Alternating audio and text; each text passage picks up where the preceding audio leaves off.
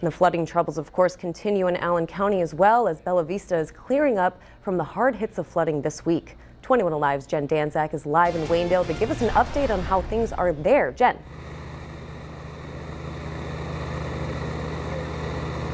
Well, Emily, things have definitely been looking up around the Bella Vista neighborhood. Even just from me being here in the morning and the afternoon, the water has substantially lowered. So the pump has been out here for days and days. It's working around the clock, as well as city workers, and they are trying to get it back into the trench. But I mean, like I said, things have been looking really good, but the residents are also a little upset and a little bit happy at the same time. So they've had their ups and downs.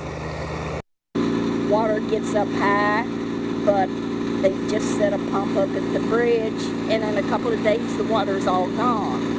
But this has been almost 2 weeks that the water's been up, and it's kind of scary. With the downpour of constant rain recently, one neighborhood in Fort Wayne has been hit particularly hard, Bella Vista. But this isn't the first time this neighborhood has seen troubling floodwaters putting their homes in danger. In 2003, we had an old bridge.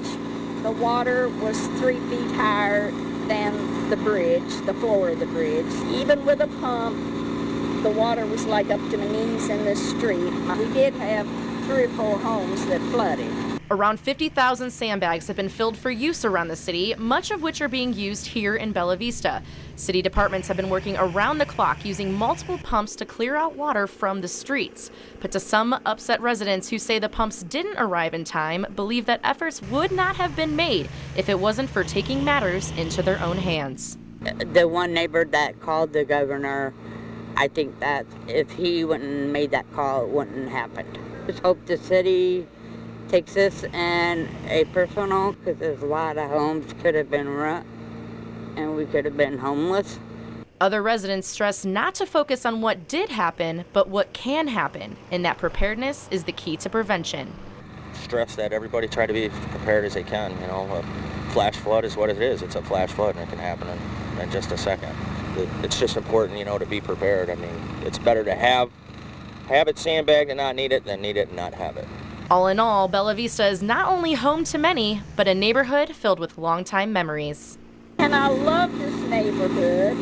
I've lived here since '94. The people, they help one another, and we're really a friendly neighborhood, and it's home. And I don't know if I get 2 feet of water in my house, I don't know whether I'll want to come back or not. And Jen, all the flooding obviously striking up people's emotions. Does it look like all the waters will be cleared out soon? It definitely does, Emily. Like I said, city crews have been around the clock working on and off, and of course the volunteers have been fantastic as well. Right now, volunteers are not needed around the city, which is amazing news right now, but it all depends on the weather as well. And I know Matt has already mentioned some of it, but it all depends, so we'll have to see. We'll wait and see. Thanks, Jen.